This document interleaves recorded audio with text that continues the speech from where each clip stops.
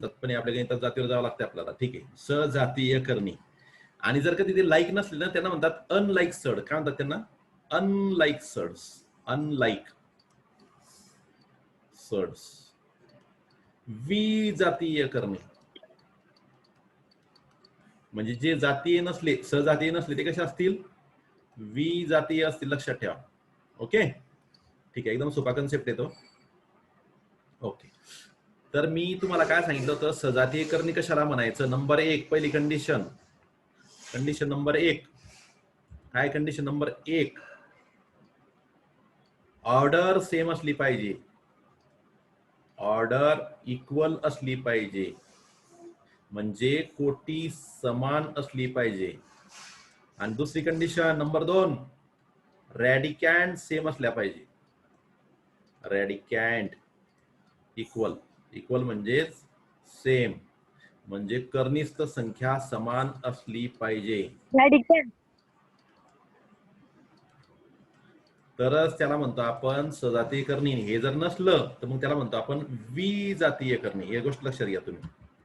ठीक आहे, मग आता रॅडिकॅन्ड आणि ऑर्डर हे एकदा परत एकदा समजून घ्या. समजा मी अशी एक लिहिलं, उदाहरणार्थ एक्झाम्पल मी इथं लिहिलं समजा असं √5. तर आपण या 5 ला म्हणतो बेटा इथं रॅडिकॅन्ड. ही आहे रॅडिकॅन्ड. आणि याची कोटी किती आहे? इथं लिहिली असते कोटी. ही आहे ऑर्डर. 2. जेव्हा ऑर्डर तुम्हाला लिहिलेली नसेल तेव्हा ऑर्डर समजायची 2, कारण की याला म्हणतो आपण कोणती करणी म्हणता? याला म्हणतात क्वाड्रॅटिक सड, वर्ग करणी. ही कोणत्या प्रकारची करणी आहे? क्वाड्रॅटिक सड. ठीक आहे, आता इथं रॅडिकॅन्ड किती आहे? मग इथं रॅडिकॅन्ड आहे, याचा रॅडिकॅन्ड किती आहे? 5. याची ऑर्डर किती आहे? याची ऑर्डर आहे 2. लक्षात घ्या.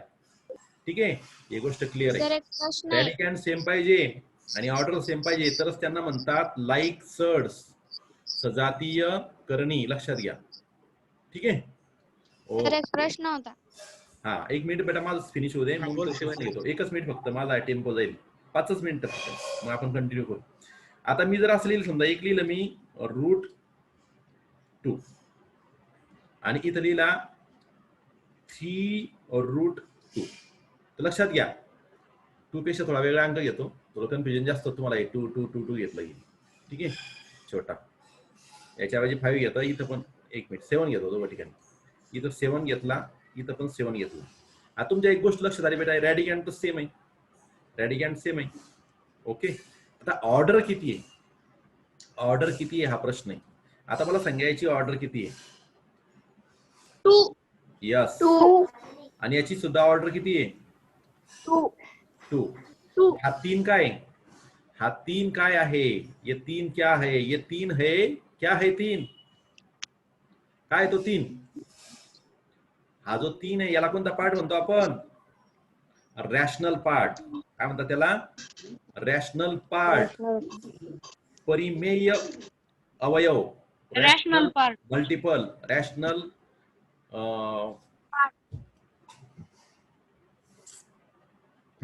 जाऊ द्या, परिमेय गुणक म्हणतात त्याला. आणि तो अपरिमेय गुणक. तो अपरिमेय पार्ट जो आहे आपला इरॅशनल पार्ट, तेव्हाच बघायचा. आणि त्याच्यातच बघायचं ऑर्डर सेम आहे का, रॅडिकॅन्ड सेम आहे का. ऑर्डर पण 2 आहे. रॅडिकॅन्ड किती आहे? रॅडिकॅन्ड आहे इथं कर्निस्थ संख्या किती आहे? रॅडिकॅन्ड 7 आहे. इथं पण रॅडिकॅन्ड किती आहे? हा, इथं पण रॅडिकॅन्ड किती आहे? 7. आपण काय म्हणू शकतो? √7 एक्झाम्पल. √7 and 3√7 आर कोणत्या करणी? लाईक सड्स, सजातीय करणी आहेत. ठीक आहे, चला आता हे तुम्हाला कळालं असेल. आता तुमचा काय प्रश्न आहे तो तुम्ही मला विचारू शकता. चल, काय विचारायचं बेटा तुला? विचार, बाकीचे लिहा. सर, जिथं करणीची कोटी 2 असते, तिथं काही लिहिलं नसतं तरी आपण त्याला 2च समजतो. असं का बरं? म्हणजे तिथं आपण 1 3 असं का नाही समजू शकत? व्हेरी गुड, चांगला प्रश्न विचारला. हा, तर बघा, आता हा गणितातला एक संकेत आहे. की ही जी चिन्ह आहे कर्णी चिन्ह, हे जी चिन्ह आहे याला म्हणतात कर्णी चिन्ह, याला म्हणतात कर्णी चिन्ह. ठीक आहे. आता मला सांगतो कोणत्याही संख्येचा एकचा वर्ग जर घेतला तू तो एक येतो. आता मला सांगतो एकच्या डोक्यावर एक असं म्हणत नाही आपण. का नाही म्हणत? कारण की एकने एकला किती वेळेस गुणलं? एकच वेळेस, म्हणजे गुणाकार झालाच नाही, तो गुणाकार झालाच नाही ना. किती वेळ? एकचा वर्ग म्हणजे काय? एक गुणिले एक बरोबर एक आला. पा दोनचा वर्ग जर केला तू, दोनचा वर्ग तू काय करायला लागेल? 2 गुणिले 2 म्हणजे 4 आला. लक्षात घे. तीनचा वर्ग जेव्हा करते तू, तीनचा square 3 square 3 multiply by 3 is equal to 9. तसं बघा आता तर तुला जर मी म्हटलं की बेटा 2 क्यूब, दोनचा तिसरा घातांक, तू काय करते? 3 वेळेस गुणाकार करते. 2 2 2 आणि हे जे येईल ते 8. तर 2 क्यूब इज इक्वल टू 8 असं करतो आपण. तर सर्वात छोटी जी करणी आहे लहानात लहान करणी ती आहे 2. सॉरी, लहानात लहान कोटी, लहानात लहान ऑर्डर जी आहे ती आहे 2. म्हणजे आता बघा इथं काय करतो आपण? इथं काय लिहू शकते तू? √4 इज इक्वल टू 2. इथं काय लिहू शकते तू? 8चा cube root is equal to 2 असं तू इथं लिहू शकते. मग मिनिमम सर्वात लहान कोटी किती आहे? 2. म्हणून आता गणितामध्ये आपण ज्या क्वाड्रेटिक सर्ड आहे की ज्याची कोटी 2 आहे त्या आपण अशाच लिहितो. यांना म्हणतात क्वाड्रेटिक सर्ड्स. काय म्हणतात यांना? Quadratic surds.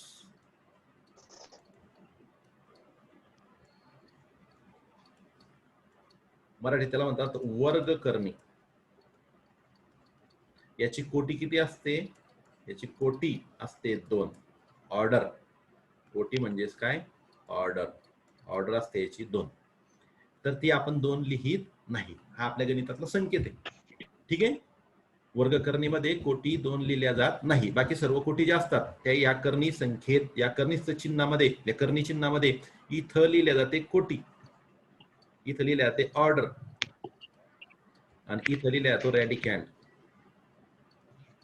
आणि जर तिथं लिहिलेलं नसेल तर आपण तिथं 2 आहे असं समजतो. या चिन्हाचा अर्थ स्क्वेअर रूट असा आहे. आपण काय म्हणतो? Square root of. Okay, root of असं म्हणतो, स्क्वेअर रूट ऑफ. म्हणून स्क्वेअर आपण तिथं काही लिहित नाही. म्हणजे तो संकेत आहे गणितातला, तो सगळ्यांना आपल्याला पाळायचा आहे. ठीक आहे. क्लिअर झालं तुझं म्हणणं? काही यापेक्षा काही वेगळं उत्तर आहे तुझ्याकडे? मला एवढं माहित आहे बेटा, याच्यापेक्षा जास्त माहित झाल्यावर मी तुला अजून कळवेल. बस ठीक आहे. ओके, मी पण शोध घेतो काही वेगळं उत्तर घ्यायच्यापेक्षा. एवढं लिहून झालं तुमचं. आपल्याला बेसिकली काय समजून घ्यायचंय बेटा की विजातीय करणी, सजातीय करणी कशा ओळखायच्या, लाईक सर्ड आणि अनलाईक सर्ड कशा ओळखायच्या, हे सर्वात बेसिक गोष्ट आहे आपली. आता हे √7 आणि 3√7 हे काय? लाईक सर्ड आहे. बघा आता लक्षात घ्या, खूप महत्वाचा टॉपिक आहे. मी तुम्हाला काय म्हणतो बघा, लक्ष द्या. समजा आता एक एक्झाम्पल आहे, मी असं लिहिलं 48 आणि एक लिहिलं मी 3, इथं घेतला समजा 5. आता या जर तुम्ही या 2 करणी जर बघितल्या, ही आणि ही, तर तुम्हाला दिसतंय बाबा इथं 48 आहे रॅडिकँड, 48 आहे, इथं रॅडिकँड 3 आहे. तुम्ही लगेच म्हणणार आहे these are unlike surds, these are unlike surd. पण तसं करायचं नाही. आपण आधी विचार करायचा की ती जी रॅडिकँड आहे, कर्निष्ठ संख्या आहे, तिचे अवयव काढून बघायचे. तिचे अवयव काढून बघायचे. उदाहरणार्थ बघा, समजा 48 जो आहे तुम्हाला असा देता येतो का? हा जो 48 आहे याला मला कसं लिहिता येईल? याला मला लिहिता येईल 16 गुणिले 3 या रूपात लिहिता येईल. आणि हा जो 16 गुणिले 3 आहे याला मला कसं लिहिता येतं? वर्गमुळात 16 म्हणजे square root of 16 into square root of 3 असं लिहिता येईल. म्हणजेच मला आता हा जो स्क्वेअर रूट ऑफ 16 आहे बेटा, हा काय आहे हे बघा, 4 square is equal to 16. Therefore square root of 16 is equal to 4. लक्षात घ्या. म्हणजे हा square root of 16 is equal to काय आहे? 4 आहे. आणि मल्टिप्लाय बाय √3 आहे. बघा इथं एकदम स्पष्ट दिसतंय तुम्हाला की हा जो 4 आहे ना, हा काय आहे? हा आता रॅशनल पार्ट झाला आणि हा जो √3 ना, हा √3 स्क्वेअर रूट ऑफ 3 हा इरॅशनल पार्ट झाला. लक्षात घ्या कसे दोघं वेगळे झाले इथं. त्यांच्यामध्ये गुणाकाराचं चिन्ह आहे. रॅशनल आणि इरॅशनल मध्ये गुणाकाराचं चिन्ह आहे. त्या चिन्हाकडे दुर्लक्ष करून चालणार नाही, ते आहेच. पण लिहिताना आपण काय लिहितो, याला आपण लिहिताना लिहितो बेटा 4√3. इथे लिहिताना लिहितो आपण याला 4√3. म्हणजे हा जो √48 होता याला आपण काय लिहिला आता 4√3. आणि दुसरं काय 5√3. आता या दोघांची जर तुम्ही कंपॅरिझन केली तर तुम्हाला पुन्हा एकदा समजून सांगतो की इथं 4 हा रॅशनल पार्ट आहे आणि या दुसऱ्यामध्ये 5 हा रॅशनल पार्ट आहे.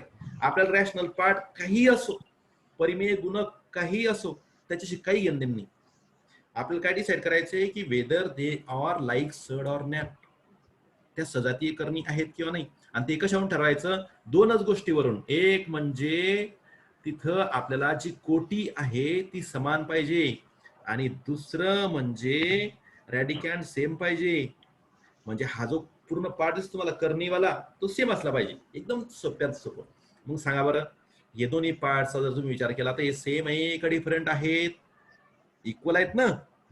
म्हणून आपण काय म्हणू शकतो, same therefore Same is √48 and 5√3 are like surds.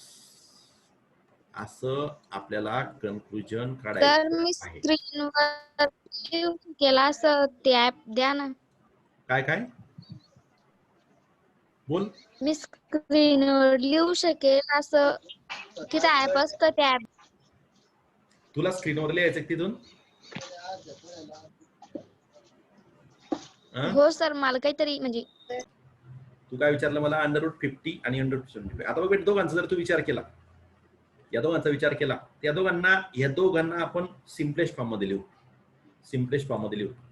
बघा याला काय लिहिते मला, √50 is equal to √25 multiply by 2 लिहू शकतो मी, हो का नाही? हो हो किंवा सर. नाही? Yes, good.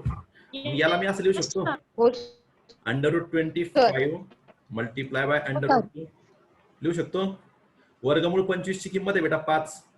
हे तुम्हाला माहिती आहे, 5 चा वर्ग 25 आहे, 25 चे वर्गमूळ 5 आहे, राईट? आणि इथे लिहू शकतो √2. हो हे √50 ला मी सिम्प्लिफाईड फॉर्म मध्ये असं लिहिलं. आता मला √75 लिहायचंय. हा √75 आहे. आता जी आपली चर्चा झाली तीच, याला मी असं लिहू शकतो, हे बघा √25 मल्टिप्लाय बाय 3 लिहू शकतो असं. म्हणजे याला असं लिहू शकतो मी √25 मल्टिप्लाय बाय √3. ओके. आणि √25 ची किंमत काय बेटा तुम्हाला माहिती आहे, 5 आहे ना. मी इथं काय झालं 5, हे झाला 5 आणि राहिलं वर्गमुळात 3. 5 वर्गमूळ 3 म्हणजे हा जो √75 होता त्याची किंमत आली एवढी. आता या दोघांचं ऑब्झर्वेशन करा. आता या लाईक सड आहेत का, त्यासाठी काय करावं लागायचं, एवढाच पार्ट पाहिजे फक्त. नाहीये बेटा, कारण की रॅडिकॅन्ड डिफरंट आहे. कोटी सेम आहे दोघांची, ऑर्डर सेम आहे पण रॅडिकॅन्ड डिफरंट आहे. कर्णीची संख्या कशी आहे, वेगळी आहे.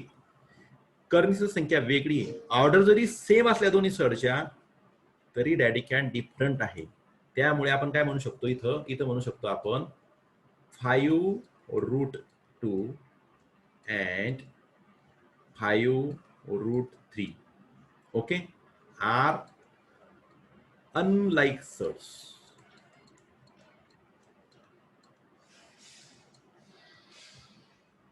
या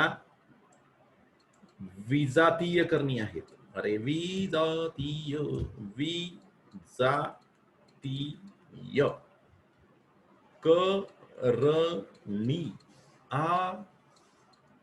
आहेत असं. किंवा तुम्ही या 5√2 म्हणजेच काय, √50 आणि 5√3 म्हणजे काय, √75. आता हे आपल्याला पुढे शिकायचंच आहे. हा खूप महत्वाचा पार्ट आहे, तो तुम्हाला आता मी लगेच शिकवणार आहे. ठीक आहे. तर अशा प्रकारे तुम्हाला लाईक सड कशाला म्हणायचं, अनलाईक सड कशाला म्हणायचं हे कळालेलं आहे, अशी माझी अपेक्षा आहे. मग सर्वात पहिला नियम लक्षात ठेवा बेटा, जेव्हा तुम्हाला असं विचारलं की ह्या लाईक सड आहेत किंवा नाही, सर्वात पहिले काय करायचं, त्या दोघांना सिम्पलेस्ट फॉर्म मध्ये लिहायचं. दोघांना सिम्पलेस्ट फॉर्म मध्ये लिहून टाकायचं. जसं आपण इथे लिहिलं, एक जर सिम्पलेस्ट फॉर्म मध्ये लिहिलं असेल तर त्या दुसऱ्याला लिहून टाकायचं. अशा प्रकारे सिम्पलेस्ट फॉर्मची तुलना करायची त्यांच्या, त्याच्यावरून ठरवायचं आपल्याला, त्याच्यावरून फायनल आन्सर द्यायचं आहे. लिहून झालं का तुमचं? हे बघा. ओके, एक्झाम्पल पहिलं 6√2 and 5√5 यांना आपल्याला कम्पेअर करायचं आहे. तर बघा, मी काय सांगितलं तुम्हाला की सर्वात आधी काय करा, ह्यात तुम्हाला दिसतंय की तर कर्निस्त संख्या वेगळीच आहे, रॅडिकँड वेगळा आहे, ऑर्डर तर सेम आहे दोघांची, याची पण ऑर्डर 2 आहे, याची पण ऑर्डर 2 आहे, तो काही प्रश्न नाही. परंतु कर्निस्त संख्या म्हटलं डिफरंट आहे, रॅडिकँड डिफरंट आहे, आणि इरॅशनल पार्ट तर डिफरंट झाला असता, आपण रॅशनल पार्ट सुद्धा डिफरंट आहे. तर काय करायचं, याला पूर्ण रॅशनल इरॅशनल सगळे एकत्र करून टाकायचं, इरॅशनल मध्ये करून टाकायचं. ते करता येतं आपल्याला. जसं की आता एक उदाहरण एका मुलीने विचारलं होतं की सर ते लिहिता येतं का, तर तसं लिहिता येतं बेटा आपल्याला. या 6 ला आपण असं लिहू शकतो √36,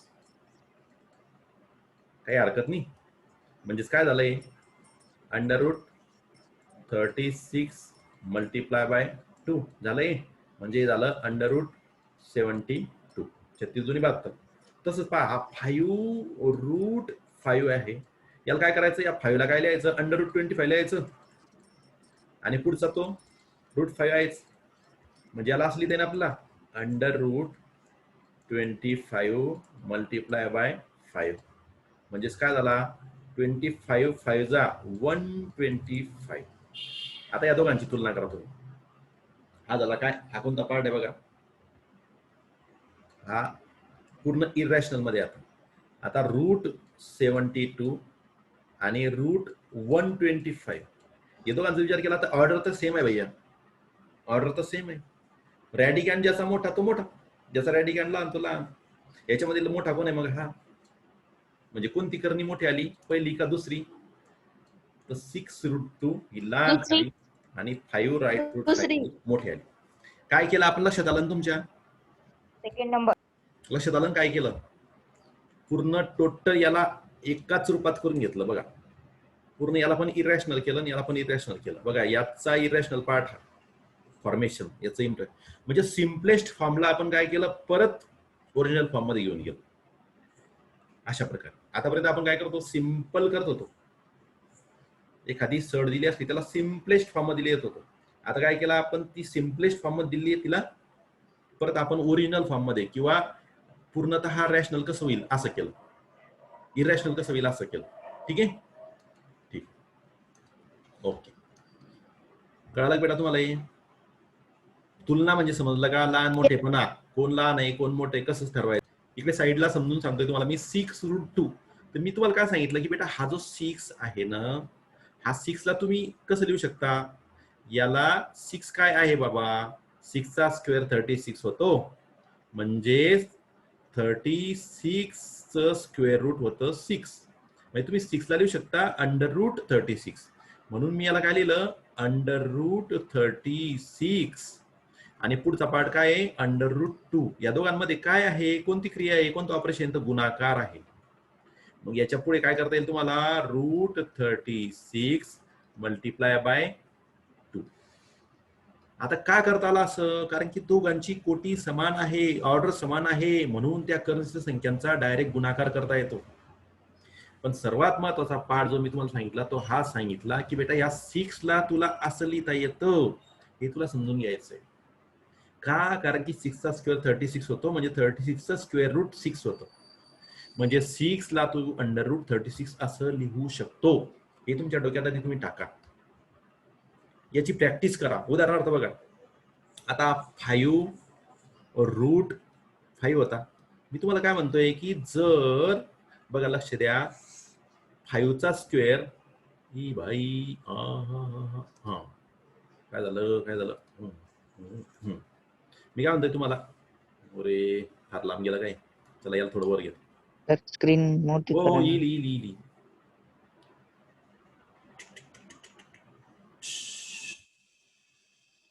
आली हे बघा.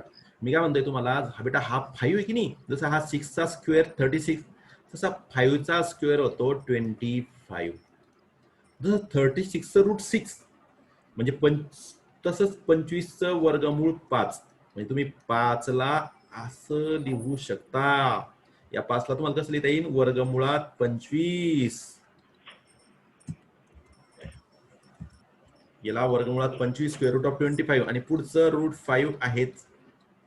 काय केलं मी, हा जो बेटा 5 होता ना, याला असं लिहिलं, हे लक्षात घे, ट्रान्सफॉर्मेशन. त्यासाठी हा आधार घे इथं पुढे.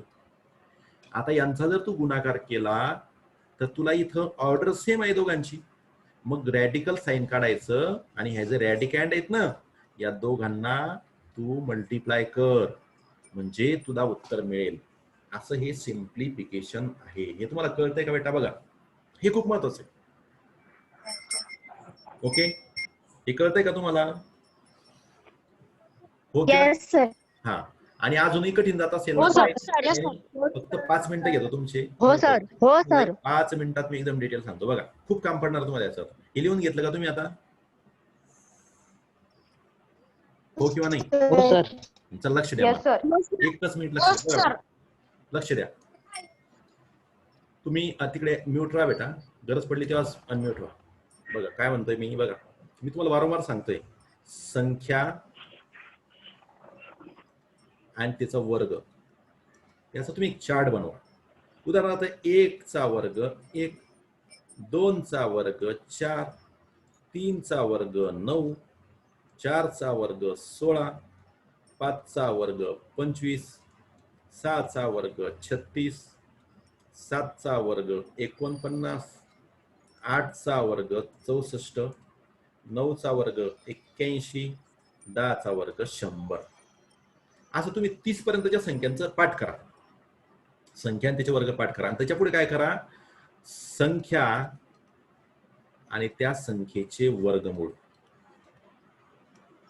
हे रिलेशन तयार करा. म्हणजे बघा, संख्या 1 चे वर्गमूळ 1, 4 चे वर्गमूळ 2, 9 चे वर्गमूळ 3, 16 चे वर्गमूळ 4, 25 चे वर्गमूळ 5, 36 चे वर्गमूळ 6, 49 चे वर्गमूळ 7, 64 चे वर्गमूळ 8, 81 चे वर्गमूळ 9 आणि 100 चे वर्गमूळ 10. यालाच तुम्ही परत असं लिहा.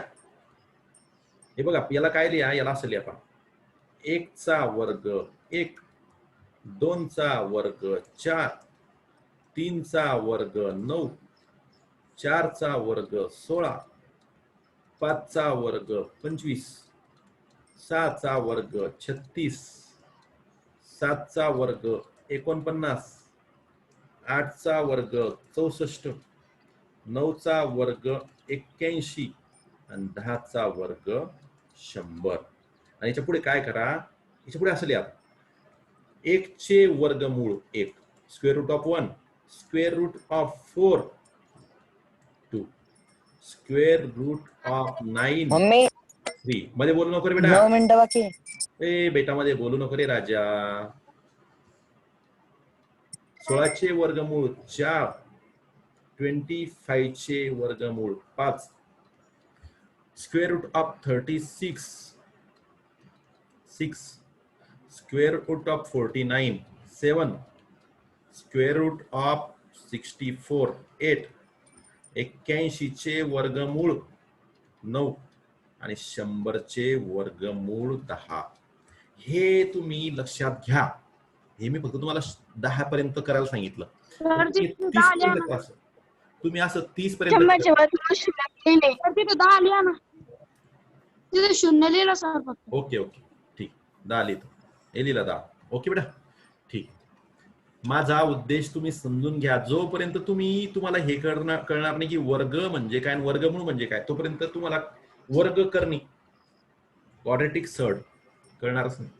तुम्ही मला विचारणार सर 6 होते, तुम्ही वर्गमूळात 36 कसं काय लिहिले? जसं तुम्हाला आता विचारलं इथं पाहू, तुम्हाला आता विचारलं की सर 6 होते तुम्ही वर्गमूळ 36 का लिहिले सर याला? हे बघा, इथं 6 होते, हे 6 होते ना सर, हे तुम्ही वर्गमूळ 36 कसं काय लिहिले? कोण दिला तुम्हाला अधिकार असा? तर मला हा अधिकार कोण दिला? या वर्ग आणि वर्गमुळे दिला. तुम्ही इथं बघा, मी तुम्हाला एकदा परत समजून सांगतोय. याची रिव्हिजन करा तुम्ही. 6चा वर्ग होतो बेटा 36. हे बघा, 6चा वर्ग होतो 36. दिसतंय ना? याच्यावर आपण म्हणतो 36चे वर्गमूळ होते 6. म्हणून मी 6ला वर्गमूळ 36 असं लिहू शकतो. कळतंय ना तुम्हाला आता? हो किंवा नाही? हो सर. कळालं? हे जोपर्यंत Yes, sir. तुम्हाला कळत नाही, हे डोक्यात टाका, हे पाठ करा तुम्ही. आणि हो, 30 sir. पर्यंतचे उद्या सर्वांनी 30 पर्यंतच्या संख्येचं करायचं असं आणि आपल्या ग्रुपवर टाकायचं. गणिताच्या ग्रुपवर 9th मॅथ्स नावाचा जो ग्रुप आहे त्याच्यावर टाकायचं. कळालं? ओके, ठीक आहे. सर ठीक आहे, लिहून घ्या. आहे, sir. अवकाश आहे, लिहा, sir. व्यवस्थित लिहा. ठीक आहे.